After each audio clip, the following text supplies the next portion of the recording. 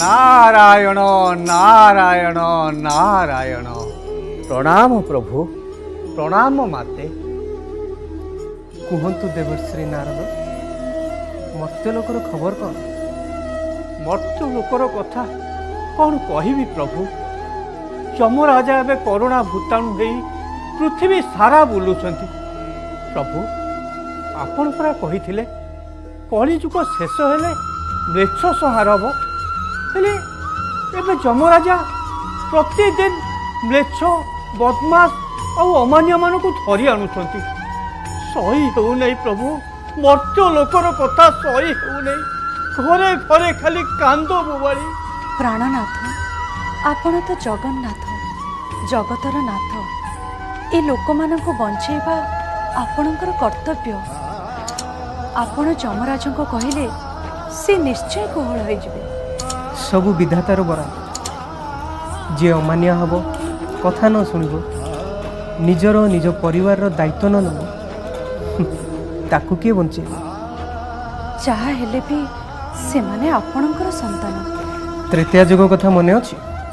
तमे सीता रूप रे लक्ष्मण रेखा पार होइतिलो बोली केते हंतसंत होइतिलो। मु भी तुमको बंचै पार नथली।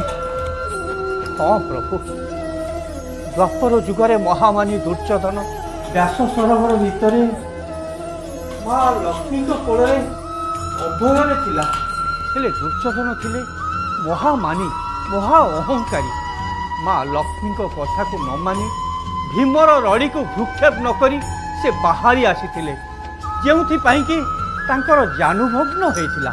माँ लक्ष्मी स्वयं भी तांको बंचै पार नथिले। ताहले एबे कौन करा जिवो?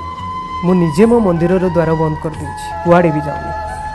समस्ते सेमिति निज निज घर रूपक मंदिर भितर रुहंतु, मास्क पिंधंतु, डाक्तर और वैज्ञानिक सतर्कवाणी मानंतु, नहले यमराजों को केही भी अटकई पारिबेनि। नारायण नारायण नारायण। प्रभु, मु ताहले मर्त्यलोक को जाऊची।